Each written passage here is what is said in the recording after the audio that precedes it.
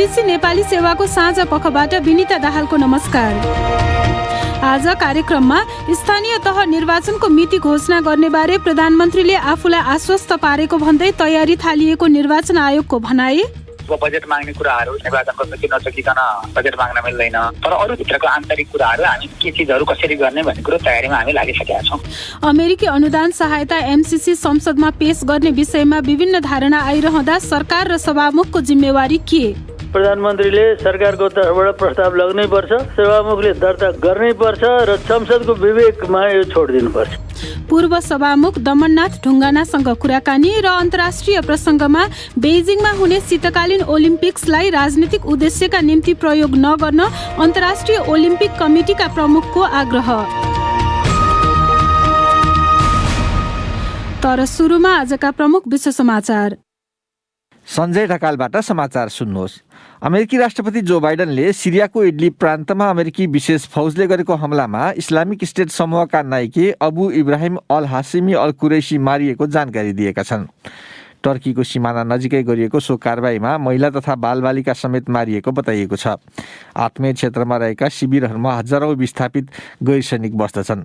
एक वरिष्ठ अमेरिकी अधिकारीका अनुसार अल कुरैशी हमलाको सुरुमै मारिए। उनले एक बम पड्काउँदा उनी र उनका परिवारका सदस्य पनि मारिएको उनले बताए। पेन्टागनले कारबाहीमा कुनै पनि अमेरिकी हताहती नभएको जनाएको छ। हालैका वर्षहरूमा भएका सबभन्दा ठूला मध्येको कारबाहीलाई उसले सफल प्रति आतंकवाद कारबाही भनेको छ। त्यसमा कैयन हेलिकप्टरहरू पनि प्रयोग भएका थिए। जिहादी नेताहरूलाई निशानामा पारिएको ठानिएको छ। सन् 2019 को अक्टोबरमा आइएसका संस्थापक अबु बक्र अल बगदादी मारिएका थिए। चीनमा शुक्रबारदेखि औपचारिक रूपमा सुरु हुन लागेको शीतकालीन ओलम्पिक्स प्रतियोगितालाई राजनीतिक उद्देश्य हासिल गर्नका निम्ति प्रयोग गर्न नहुने अन्तर्राष्ट्रिय ओलम्पिक कमिटीका प्रमुख थोमस बाखले भनेका छन्। उनले ओलम्पिक्स खेलकुद शान्ति तथा एकताको प्रतीक बन्नुपर्ने बताए। उनले चिनिया आयोजकहरूको दृढता एवं कार्यदक्षताको प्रशंसा पनि गरे। आज हामी भन्न सक्छौँ चीन शीतकालीन खेलकुदको देश हो। यस असाधारण उपलब्धिका निम्ति हाम्रा चिनिया साझेदार तथा मित्रहरूलाई म केवल हृदयदेखिको शुभकामना र बधाई ज्ञापन गर्न चाहन्छु। यसले विश्वभरि शीतकालीन खेलकुदको रूपरेखा सदाको निम्ति परिवर्तन गरिदिनेछ।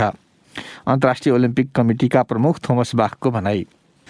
सिन्जियाङ क्षेत्रमा मानवाधिकार हननका आरोपलाई लिएर यस खेलकुदको चिनिया आयोजना विवादित बनेको छ। अमेरिका र ब्रिटेन लगायत कतिपय देशले प्रतियोगिताको कूटनैतिक बहिष्कार गरेका छन्। यसबीच भारतका सञ्चार माध्यमले ओलम्पिक्सको मसाल रिलेमा चिनिया अधिकारीहरूले विगतमा दुई देशबीच भएको घातक झडपमा सहभागी एक सैनिकलाई सहभागी गराएको भन्दै आलोचना गरेका छन्। रेजिमेन्ट कमान्डर ची फाबाओलाई 2 वर्ष अगाडि हिमाली क्षेत्रमा भएको भिडन्तमा टाउकोमा चोट लागेको बताइएको छ। त्यतिखेर 20 भारतीय सैनिक र 4 चिनिया सैनिकको ज्यान गएको थियो। चिनिया सञ्चार माध्यमले चाहिँ कमान्डर चीलाई साहसपूर्ण लडेका नायक भनेका छन्।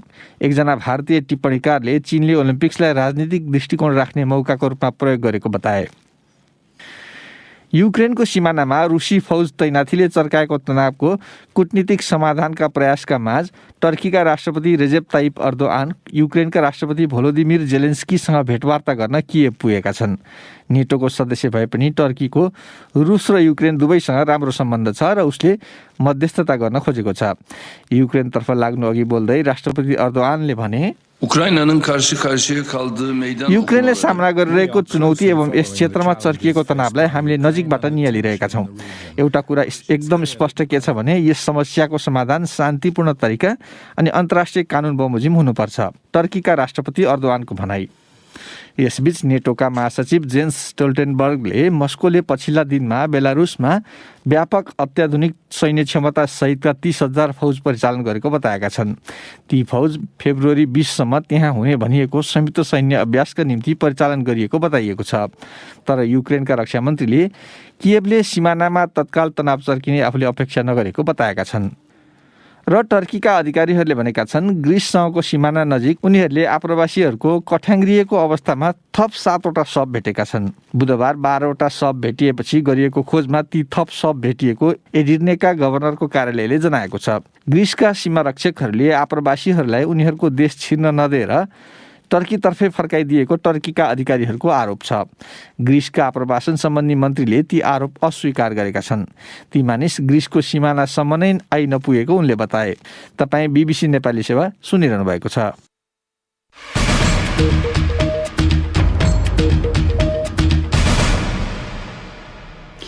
साझा पखमा तपाईंलाई स्वागत छ। निर्वाचन आयोगका प्रमुखले मन्त्री परिषदको आउँदो बैठकबाट स्थानीय तहको चुनाव मिति तोकिनेमा सरकारले आफूहरूलाई विश्वस्त गराएको भन्दै जेठ 4 गते नै गर्ने गरी तयारी थालिएको बताएका छन्। यसै साताको सुरुमा आयोगले आगामी जेठ 5 गते अगावै स्थानीय तहका निर्वाचनहरू सम्पन्न गर्नुपर्ने संवैधानिक बाध्यता रहेको जानकारी प्रधानमन्त्री शेरबहादुर देउवालाई गराएको थियो। मन्त्री परिषदको बैठक आज बस्ने ठानिए पनि आउँदो साताको सुरुमा मात्रै बस्ने बताइएको छ। सुनौ फणिन्द्र दाहालको रिपोर्ट। केही दिन अघि मात्रै सत्ता गठबन्धनका नेताहरूले स्थानीय तहको चुनावको सम्भावित मितिलाई लिएर आफूहरूभित्र देखिएको मतभेद मत्थर भएको बताएका थिए। प्रमुख विपक्षी दल नेकपा एमाले तत्कालै चुनावको मिति घोषणा नगरिए सरकार विरुद्ध संघर्षका कार्यक्रम थाल्ने चेतावनी बुधबार दिएको थियो। प्रमुख निर्वाचन आयुक्त दिनेश कुमार थपलियाले जेठ 4 गतेका लागि स्थानीय तहको चुनावको मिति निर्धारण गरिनेमा आफू ढुक्क भएको प्रतिक्रिया बीबीसीलाई दिए। उनले भने आउँदो मन्त्री परिषद बैठकमा प्रस्ताव आउँछ र पारित हुन्छ भनेर प्रधानमन्त्रीले भन्नुभएको थियो। अब जहिले मन्त्री परिषदको बैठक बस्छ त्यो दिन उक्त प्रस्ताव पारित हुन्छ भन्नेमा हामी ढुक्क छौं। चुनावको मिति तत्कालै तोकिने प्रतिबद्धता प्रधानमन्त्री शेरबहादुर देउवाबाट आए लगत्तै स्थानीय तहको चुनावको लागि तयारी अघि बढाइएको निर्वाचन आयोगले जनाएको छ। निर्वाचन आयुक्त ईश्वरी प्रसाद पौडेल भन्छन्, प्रधानमन्त्रीलाई जेठ 4 गतेकोलाई हामीले परामर्श दियौं अनि प्रधानमन्त्रीले ल ठिक छ जेठ 4 गते गर्ने ल अब आउने क्याबिनेटमा चाहिँ यो मिति चाहिँ तोकिन्छ भनेर हामीलाई चाहिँ प्रधानमन्त्रीले भन्नुभएको। बजेट माग्ने कुराहरू यी सबै कुराहरू त निर्वाचनको मिति नतोकिकन बजेट माग्न मिल्दैन हैन। तर अरू भित्रको आन्तरिक कुराहरू हामी छलफल गर्ने कुराहरू अथवा के चिजहरू कसरी गर्ने भन्ने कुरो तयारीमा हामी लागिसकेका छौं। निर्वाचन आयोगले यसअघि विक्रम सम्वत 2074 सालमा भएको स्थानीय तहको चुनाव गराउन करिब 8 अर्ब रुपियाँ लागेको उल्लेख गर्दै अहिले चुनावका लागि 12 अर्ब रुपियाँसम्म खर्च हुने अड्कल काटेको छ। पौडेलले महँगी, कर्मचारीको तलब वृद्धि लगायतलाई ध्यान दिएर उक्त अनुमान गरिएको भन्दै त्यसमा स्थानीय तहको चुनावका लागि आवश्यक सुरक्षा खर्च भने नजोडिएको बताए। चुनावसँग जोडिएका सुरक्षा खर्च गृह मन्त्रालय मातहत परिचालन गर्ने अभ्यास छ। स्थानीय तहको निर्वाचनको सुरक्षासँग सम्बन्धित रणनीतिबारे गृह मन्त्रालयले यसै साताबाट छलफल आरम्भ गरेको छ। फणिन्द्र दाहाल, बीबीसी, काठमाडौँ। अर्को विषय, 50 करोड अमेरिकी डलरको अमेरिकी अनुदान सहायता एमसीसी बारे विवाद भइरहँदा सभामुख अग्नि सापकोटाले त्यसलाई संसदमा रोक्न सक्छन् कि सक्दैनन् भन्ने विषयमा चर्चा भइरहेको छ। सत्ता गठबन्धनभित्र पक्ष विपक्षमा धारणा आइरहे पनि प्रधानमन्त्री शेरबहादुर देउवाले विधेयकलाई संसदमा लैजान खोजेका विवरणहरू सार्वजनिक भएका छन्। प्रमुख प्रतिपक्षी दल एमालेका नेता तथा एकजना पूर्व सभामुखले भने सरकारले एमसीसी सम्बन्धी विधेयक संसदमा प्रस्तुत गर्न चाहे त्यसलाई सभामुखले रोक्न नमिल्ने बताएका छन्। सभामुख सापकोटासँग यस विषयमा धारणा लिने हाम्रो प्रयास सफल हुन सकेन। सरकारको इच्छा विपरीत सभामुखले रोक्न चाहेमा 1/4 सांसदहरूले विशेष सत्रको माग गरेर बाटो खोल्न सक्ने विज्ञहरूको मत पाइन्छ। सभामुखले राष्ट्रिय सहमतिमा जोड दिइरहेका विवरण आइरहेका बेला संविधानविद पूर्णमान साक्यले प्रक्रिया नपुगेको अवस्थामा बाहेक सभामुख सामु त्यसलाई रोक्ने अधिकार नहुने बताउँदै भने, सरकारले एमसीसी को सम्बन्धमा म पार्लियामेन्टमा छलफल गराउँछु र भोटिङ गराउँछु, म प्रपोजल लान्छु भन्ने कुरालाई सभामुखले कसरी रोक्नु सक्छ? प्रक्रिया पुगेको छैन भने मात्रै रोक्ने हो, नभए रोक्न मिल्दैन। किनभने त्यो सभामुखको राइट होइन, त्यो त सभामुख त सभाभन्दा माथि होइन नि त। एमसीसी सदनमा लैजाने बारेमा सभामुखको भूमिकालाई लिएर विभिन्न टिप्पणी भइरहेका बेला हामीले यसै विषयमा पूर्व सभामुख दमननाथ ढुङ्गानालाई सम्पर्क गरी सभामुखसँग विधेयक संसदमा पेश गर्न रोक्न सक्ने विशेष अधिकार हुन्छ भनेर सोधेका छौं। यसलाई दुई कोणबाट हेर्नुपर्छ। एउटा चाहिँ नि प्रक्रियागत कोणबाट, एउटा चाहिँ नि पारित हुने कोणबाट। त्यसकारण जहाँसम्म प्रक्रियाको कुरो छ, अघिल्लो सरकारले पनि यसलाई संसदमै लग्न चाहेको हो। त्यसको मतलब ऊ पनि पारित होस् भनेरै संसदमा पुर्याएको हो र यो सरकारले पनि संसदमा पेश गर्नै चाहेको छ। त्यसकारण यो प्रतिपक्ष र सत्तापक्ष दुईटैको एउटा चाहिँ नि संसदमा पेश गर्ने इच्छा प्रकट भइसक्या भएर करिब करिब राष्ट्रिय सहमतिको विषय पनि भइसकेको छ। अब प्रक्रियागत रूपमा चाहिँ नि एकदम संविधानको गम्भीर प्रश्न उपस्थित भएको गरेकोमा बाहेक सभामुखको चाहिँ नि कुनै पनि पक्षले, खास गरी सरकारी पक्षले ल्याएको प्रस्ताव रोक्न मिल्दैन। त्यो चाहिँ बिल्कुल अपवादजनक अवस्था हो। त्यस्तो विषय देखिए नै पनि सभामुखको दृष्टिमा त्यो चाहिँ नि सबैसँग सम्बन्धितसँग बसेर छलफल गरेर कार्यव्यवस्थामा समितिमा राखेर अनि सकभर संसदमा चाहिँ नि पुर्याउने र संसदलाई निर्णय गर्न दिने दृष्टिकोणले हेरिनुपर्छ विषयलाई। त्यसकारण सभामुखले यसमा चाहिँ नि रोक्न मिल्दैन। अब जहाँसम्म पारितको कुरा हो त्यो चाहिँ नि संसदको चाहिँ विवेकको कुरा हो। त्यसमा चाहिँ नि सबै सदस्यहरूले मान्नेहरूले चाहिँ नि यसलाई चाहिँ नि एउटा खुला दिलले अन्तस्करणको मतदान गर्नु बेस हुन्छ, किनभने यो राष्ट्रिय चाहिँ नि प्रतिबद्धता भइसकेको छ। अब सभामुखतर्फ धेरैले प्रश्न तिर्साइरहँदा सरकारले पनि त औपचारिक रूपमा प्रस्ताव लगिसकेको देखिँदैन। के छ भने गठबन्धनको सरकार भएकोले गठबन्धनलाई असर पार्ने गरी, गठबन्धनको एकतालाई असर गर्ने गरी अहिले प्रधानमन्त्रीले नचाहनु भएको त्यो पक्ष पनि एउटा चाहिँ नि मिल्दोजुल्दै पक्ष हो। त्यो गठबन्धनलाई असर पार्नु हुँदैन। तर के छ भने गठबन्धनले पनि यसमा असहमति जनाउनु हुँदैन। यदि गठबन्धन मान्दैन भने प्रधानमन्त्रीले अनिश्चितकालसम्म पर्खेर बस्न मिल्दैन। प्रधानमन्त्रीले सरकारको तर्फबाट प्रस्ताव लग्नै पर्छ। अनि सभामुखले चाहिँ अब यतिखेर यो यस्तो जटिल बनेको अवस्थामा चाहिँ सभामुखको भूमिका कस्तो हुनुपर्छ? भूमिका पक्ष विपक्षमा लिने नै हुँदैन। खास गरी प्रस्ताव त सदनमा दर्ता आखिर पार्टीहरू जिम्मेदार हुन्छन्, सरकार पक्ष प्रतिपक्ष जिम्मेदार हुन्छन् भन्ने मानिन्छ। त्यसकारण सभामुखले चाहिँ मैले अघि नै भने एकदमै गम्भीर संवैधानिक प्रश्न कुनै उपस्थित भएकोमा बाहेक सभामुखले रोक्नु भनेको जनताको इच्छालाई रोक्नु, अवरोध गर्नु पर्यो। त्यसकारण प्रतिपक्षले पनि यो अवरोध गर्न मिलेन, सभामुखले पनि संसदमा पेश गर्न रोक्न मिलेन। अब अघिल्लो पटक जस्तै सभामुखले संसदमा लैजान चाहेनन् भने अर्को विकल्प हुन्छ कि हुँदैन? अर्को बाटो त खोज्नुपर्छ। बाटो चाहिँ के छ भने सरकारको चाहिँ नि यो लग्ने उसको हक हो। यो हक चाहिँ नि प्रतिपक्षले पनि अवरोध गरेर त्यो छेक्न सरकारको हक चाहिँ नि सीमित गर्न पाउँदैन, प्रतिबन्ध लाउनु पाउँदैन। सभामुखले पनि सरकारको हकको कदर गर्नै पर्छ। उहाँले सरकारले प्रस्ताव दर्ता गर्न ल्याउँछ भने दर्ता गरिदिएर नियमअनुसार सदनमा चाहिँ नि पेश गर्नै पर्छ। यसको कुनै विकल्पै छैन।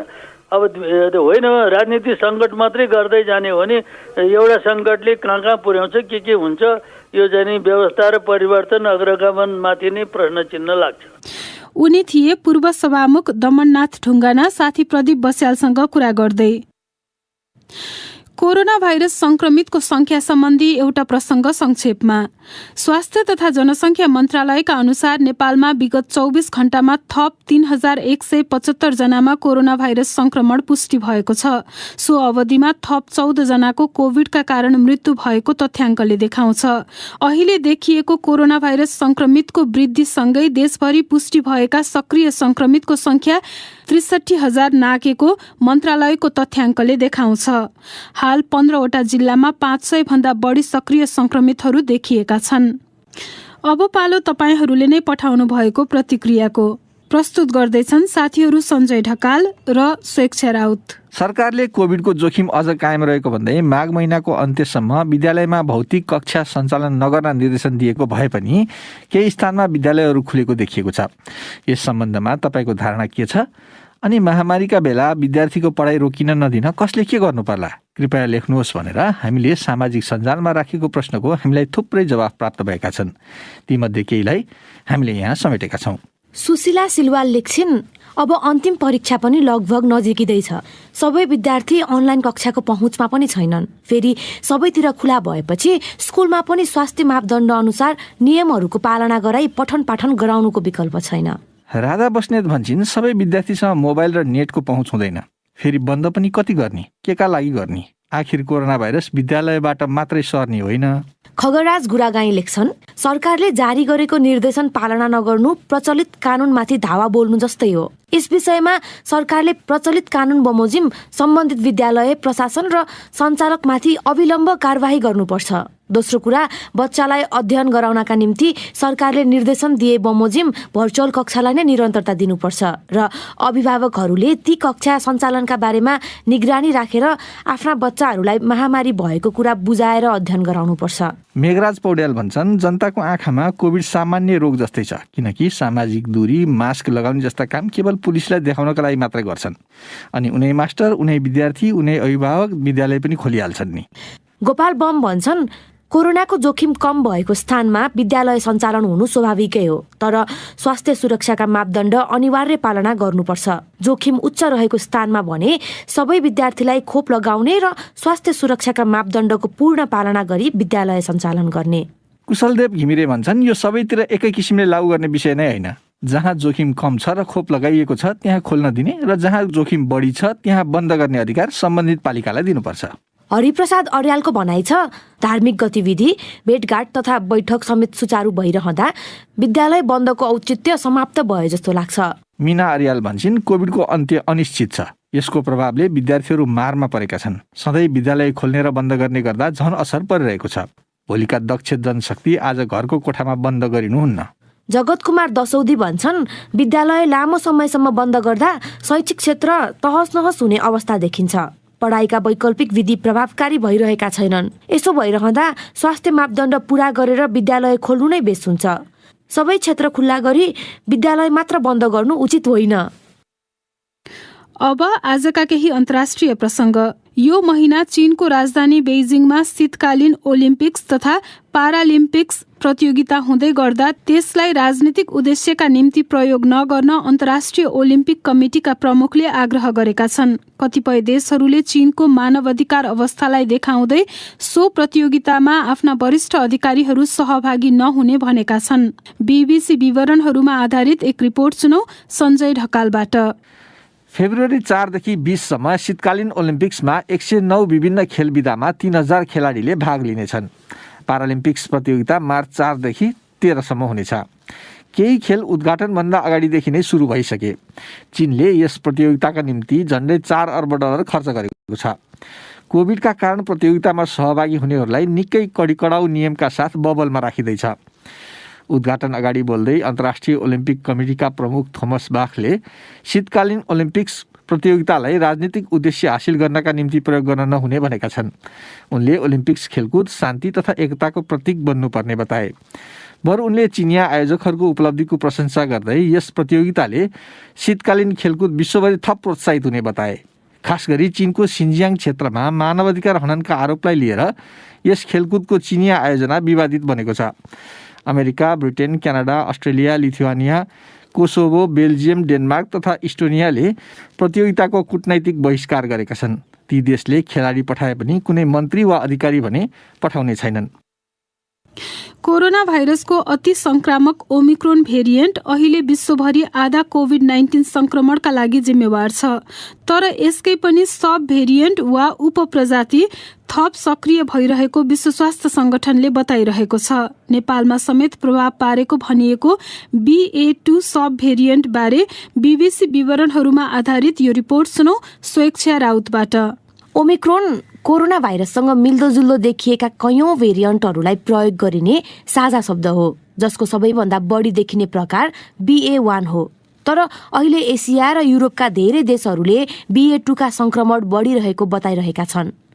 WHO का अनुसार उक्त sub variant Philippines, Nepal, Qatar, Bharat र डेनमार्कमा प्रभावशाली बनिसकेको छ।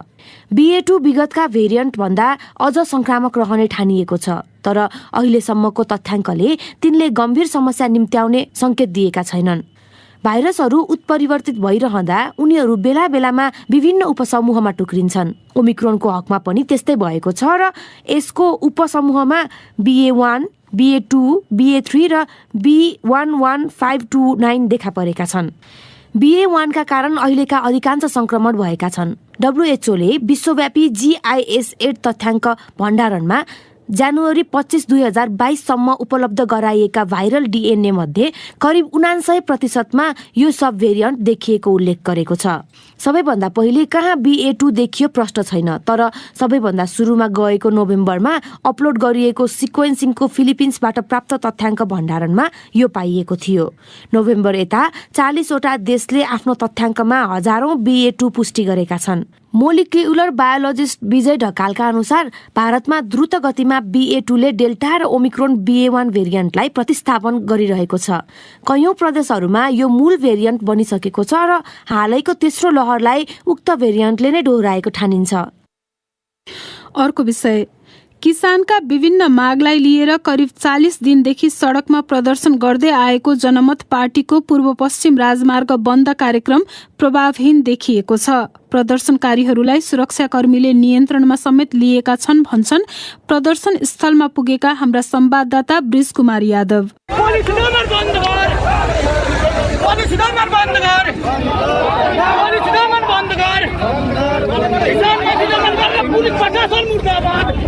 पूर्व पश्चिम राजमार्ग अवरुद्ध गर्न सडकमा उत्रेका प्रदर्शनकारीहरूको संख्या सुरक्षाकर्मीहरूको भन्दा अत्यन्त कम थियो। रौतहट जिल्लाको चन्द्रपुरमा प्रदर्शनकारीहरूलाई चौतर्फी घेरा हालेर सुरक्षाकर्मीहरूले नाराबाजी गर्न भने दिएका थिए। तराईको 22 जिल्लामा पर्ने राजमार्ग अवरुद्ध गर्ने प्रयास भएको दावी प्रदर्शनकारीहरूले गरेका छन्। जनमत पार्टीका राष्ट्रिय उपाध्यक्ष वसन्त कुशवाहाले प्रदर्शनकारीहरूको उपस्थिति कमजोर देखिएको स्वीकारे। खासमा आज पुलिस प्रशासनले पनि सुरक्षाकर्मीहरू रोडमा राखेका थिए, त्यही भएर अलिकति झडपहरू पनि भएको छ। किसानको जायज मागलाई यहाँ सरकारले नसुनिकन पुलिस प्रशासन लगाएर दमन गरेको हुनाले मात्रै तपाईले कहीँ त्यस्तो देख्नुभयो होला। मध्य प्रदेशको सिराहा जिल्लामा प्रदर्शनकारीहरूले 2वटा ट्याङ्करको सिसा फुटाएको प्रहरीले जनाएको छ। सुरक्षाकर्मीले विभिन्न जिल्लाहरूमा ठूलो संख्यामा प्रदर्शनकारीलाई पक्राउ गरेका छन्। नेपाल प्रहरीका मध्य प्रदेश प्रमुख डीआईजी उमेश रञ्जित कारले राजमार्ग अवरुद्ध गर्नेहरूलाई नियन्त्रणमा लिएको पुष्टि गरे। बाटो अवरुद्ध गर्न खोज्ने 89 जना प्रदर्शनकारीहरूलाई हामीले नियन्त्रणमा राखेका छौँ। किसानहरूलाई मलखाद, बिउ बिजन, पेन्सन लगायतका 11 सूत्रीय माग राखी जनमत पार्टीले 40 दिनदेखि विरोध प्रदर्शन गरिरहेको छ। राजमार्गमा स्थानीय बासिन्दाको समर्थन नहुँदा अवरुद्ध गर्ने कार्यक्रम प्रभावहीन भएको बताइन्छ। Bridge Kumar Yadav, BBC, Janakpur Dham. अर्को विषय, लगातारको बाक्लो कुहिरो र शीतलहरका कारण खास गरी तराईका विपन्न समुदायका मानिसको जनजीवन कठिन बनेको छ। उनीहरूलाई चिसोबाट जोगाउन समाजसेवी र विभिन्न सङ्घ संस्थाले गाउँ गाउँमा न्यानो कपडा लगायतका सामान बाँडिरहेका छन्। तर 3 तहको सरकारको तर्फबाट कुनै सहयोग नपाएको उनीहरूको गुनासो छ। चिसोसँगै रुगा, खोकी, दम र ज्वरोका बिरामीको चाप अस्पतालहरूमा बढेको देखिन्छ। वीरगञ्जबाट माधुरी महतोको रिपोर्ट। जाडो बढेपछि आर्थिक अवस्था कमजोर भएका परिवार न्यानो लुगा किनेर लगाउन नसक्ने, वासस्थानको उचित व्यवस्था समेत नभएकाहरूलाई कन्त बिजोग भएको उनीहरू बताउँछन्। पर्साको सुपौली, पोखरिया लगायतका ग्रामीण भेगमा रहेका कतिपय बस्तीका मानिसहरू प्रभावित भएको बताउँछिन् सुपौली दलित बस्तीकी आनन्दमाला देवीराम। धेरै समस्या छ हाम्रो बस्तीमा। बालबालिकादेखि लिएर हामी महिला सबै वर्गका मानिसहरूलाई समस्या भएको छ। गरिब छौं, पैसा छैन, जाडोमा बच्न मुस्किल भएको छ, कोही आउँदैनन् मद्दतको लागि। आनन्दमाला देवीरामका अनुसार सिङ्गो बस्ती नै जाडोबाट जोगिन विभिन्न प्रयास गरिरहेको छ। स्थानीय 50 वर्षीय महिला धुरपति देवी पनि जाडो महिनाभर ज्यान बचाउनै मुस्किल हुने गरेको बताउँछिन्। गरिबीमाथि कठ्याङ्ग्रिदो चिसोको पीडा पनि थपिँदा उक्त बस्तीका बालबालिका, वृद्ध वृद्धा र महिलाहरू बढी प्रभावित बनेको उनीहरू दुखेसो पक्छन्। अर्की स्थानीय महिला सरस्वती देवीराम। हरेक जाडोमा कपडा लताको कमी हुन्छ। हरेक वर्ष बाहिरबाट मानिसहरू गाउँ बस्तीमा आएर सहयोग पनि गर्थे, तर यसपालि त्यो सहयोग पनि पाएका छैनौं। यहाँका प्रतिनिधिहरूले केही पनि मद्दत गरेका छैनन्। कमसे कम दाउरा र कपडा लताको त सहयोग गर्नु पर्थ्यो। अर्की महिला कुन्ती देवी। जब चुनाव आउँछ तब मात्रै आउँछन् भोट माग्न, तर त्यसपछि मुख पनि देखाउँदैनन्। हाम्रो बस्तीमा जुन कपडा लत्ता छ बच्चाहरूलाई लगाएर बचाउने प्रयास गर्छौं, त्यो एउटै कपडा महिनाभर पनि लगाउन बाध्य छन् हाम्रा बालबालिकाहरू, हामी पनि। तर कोही मन्त्री नेता आएका छैनन् हाम्रो गाउँमा। चिसोमा जोगिन नसके सबै वर्गका मानिसहरूलाई प्रभावित गर्न सक्ने भए पनि खास गरी विपन्न परिवारका लागि अभिशाप जस्तै चिसोको मौसम साबित हुने गरेको भनाइ छ नारायणी अस्पतालका वरिष्ठ डाक्टर उदयनारायण सिंहको। विशेष गरी जसले चाहिँ राम्रो बास हुँदैन, राम्रो आहार हुँदैन, धेरै मानिसहरू बस्नुपर्ने बाध्यता पनि हुन्छ। विपन्न परिवारहरूमा धेरै घरहरू, रुमहरू, कोठाहरू हुँदैनन्। त्यसैले यो जाडो मौसममा हुने भाइरल इन्फेक्सन र अहिले चलेको कोभिडको जोखिम हुन्छ। यसबारे आन्तरिक मामिला तथा संचार मन्त्रालयका प्रवक्ता सुरेन्द्र महतो। अहिलेसम्म हामीले 21 वटा कम्बल वितरण गरेका छौँ। डाइरेक्ट हामीले त्यहाँ पुग्न सक्दैनौँ। स्थानीय तहले माग गर्छन् प्रदेशभरिमा 10 वटा। विपन्न ठाउँ जस्तै कि मुसहर बस्तीहरू छ नि त, त्यस्तो अप्ठ्यारो परेको ठाउँहरूमा मात्रै वितरण गरे। तराईमा वर्षेनी शीतलहरका कारण कतिपय निम्न आय भएका मानिसहरूले ज्यान गुमाउने गरेका छन्। माधुरी महतो, BBC, बेरगञ्ज। अब आजको अन्तिम विषय। विश्व जुनियर ब्याडमिन्टन वरियताको शीर्ष स्थान प्रिन्स दाहालले प्राप्त गरे लगत्तै महिला खेलाडी रसिला महर्जन पनि महिला वरियताको 7औं स्थानमा उक्लिएकी छन्। तर वरियता जोगाउन अधिक प्रतियोगिता खेल्नुपर्ने र त्यस निम्ति आर्थिक जोहो गर्न संघले सक्षम नभएकोले सरकारले नै प्रतिभाहरूको संरक्षण गर्नुपर्ने आवाज उठिरहेको छ। थप विवरण हाम्रा खेल संवाददाता निरञ्जन राजवंशीको यो रिपोर्टमा। रसिला महर्जन जुनियर विश्व वरियताको डबल्सतर्फ 7औं र एकलतर्फ 19औं वरियतामा उक्लिएकी छन्। प्रिन्स दाहालले शीर्ष वरियता कायम गरेसँगै महिला खेलाडीतर्फ प्राप्त यो उपलब्धि मार्फत युवा खेलाडीहरूले नेपाली ब्याडमिन्टनको सुन्दर भविष्यतर्फ संकेत गर्न खोजेको देखिन्छ। महर्जन पनि वरियताको शीर्ष स्थानमा पुग्ने विश्वासमा छिन्। अझै मेरो टाइम पनि अझै छ होइन, अझै 2 वर्ष बाँकी छ र त्यो 2 वर्षभित्रमा चाहिँ मैले अझै गेमहरू पनि खेलेर गर्ने र ट्रेनिङलाई पनि अझ लेभल अप गरेर अझ हाई ट्रेनिङ गरेर चाहिँ राम्रो पर्फर्मेन्स दिएर अब मैले राम्रो रिजल्ट ल्याएँ भने त अभियसली सकिहाल्छ।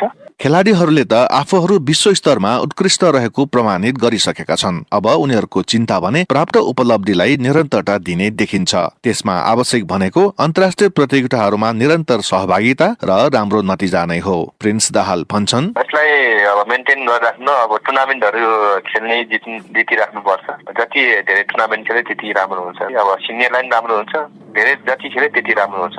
हजुर, सेड्युल त हुन्छ। अब ब्याडमिन्टनले कहिले पठाउँछ कहिले पठाउँदैन, त्यस्तै हुन्छ। त्यसको लागि चुनौतीको विषय भनेको उनीहरूलाई सहभागिता गराउन आवश्यक बजेटको नै हो। नेपाल ब्याडमिन्टन संघ आर्थिक रूपमा यति सक्षम छैन कि उसले खेलाडीहरूलाई नियमित अन्तर्राष्ट्रिय प्रतिस्पर्धामा सहभागिता गराउन सकोस्। खेलाडीहरू आफ्नै खर्चमा सहभागी हुने भन्ने विषय पनि हुन सक्दैन। यस्तोमा यी प्रतिभाहरूको संरक्षण सरकारले नै गर्नुपर्ने देखिएको छ।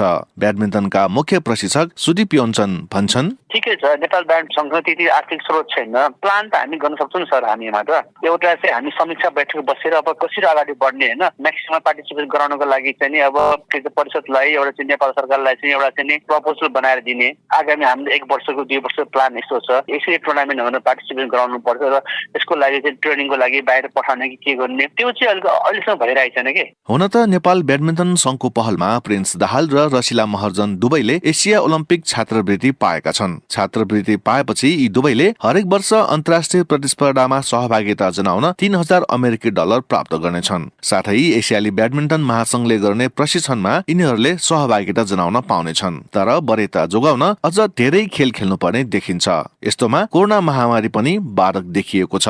नेपाल ब्याडमिन्टन संघका अनुसार यही फेब्रुअरीमा युरोपमा हुने 3वटा सर्किट ब्याडमिन्टनमा सहभागिता निश्चित भइसके पनि कोरोना भाइरस महामारीका कारण सबै खेल अवरुद्ध हुन पुग्यो। नेपाल ब्याडमिन्टन संघका अध्यक्ष रामजी बहादुर श्रेष्ठ, खेलाडीहरूलाई धेरैभन्दा धेरै टुर्नामेन्ट नखेलाएको भए यो र्याङ्किङमा आउँदै हुँदैन होइन। सबभन्दा पहिला कुरा त टुर्नामेन्ट त धेरैभन्दा धेरै खेलाउने त हाम्रो प्रोग्रामै हो। अहिले युरोपमा अहिले 3टा सर्किट टुर्नामेन्ट छ। यो कोभिडले गर्दा युरोपको 3टै टुर्नामेन्ट चाहिँ जुनियर टुर्नामेन्ट क्यान्सल भयो। अब हामी फर्दरहरूको टुर्नामेन्टहरू हेर्दैछौँ। कतिपयको गुनासो भने यी खेलाडीहरूको लागि संघले अझैसम्म ठोस योजना बनाउन नसकेको भन्नेमा नै देखिन्छ। खेलाडीहरूको यो उपलब्धि जोगाउन संघले के गर्दैछ त? अध्यक्ष श्रेष्ठ भन्छन्, अब राज्यसँग हामीले अब चाँडै नै परिषदको पनि अलिकति नभए अहिले पनि गाह्रो भएको छ। त्यस कारण चाहिँ अब हामी चाहिँ चाँडै चाहिँ धेरैभन्दा धेरै खेलाउने र धेरैभन्दा धेरै प्रोग्राममा ट्रेनिङमा समावेश गर्नु चाहिँ हामीले पहल गर्छौँ। संघ र सरकार बाहेक खेलाडीहरूको होस्टेमा हैसे गर्न सक्ने अर्को पक्ष पनि छ। त्यो भनेको निजी संरक्षक वा प्रायोजक हुन्। प्रिन्स दाहालले त यसमा धेरै थोरै साथ पाइसकेका छन्। रसिला भने त्यसको पर्खाइमा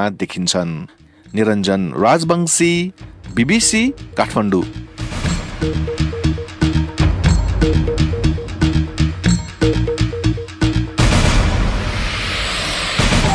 हवस् त, यसका साथै BBC नेपाली सेवाको साँझ पख यही सकिन्छ। अब हामी भोलि बिहान 7:15 बजे बिहानी पख लिएर आउनेछौँ। त्यति बेलासम्मका लागि हामी सबैलाई बिदा दिनुहोस्। नमस्कार।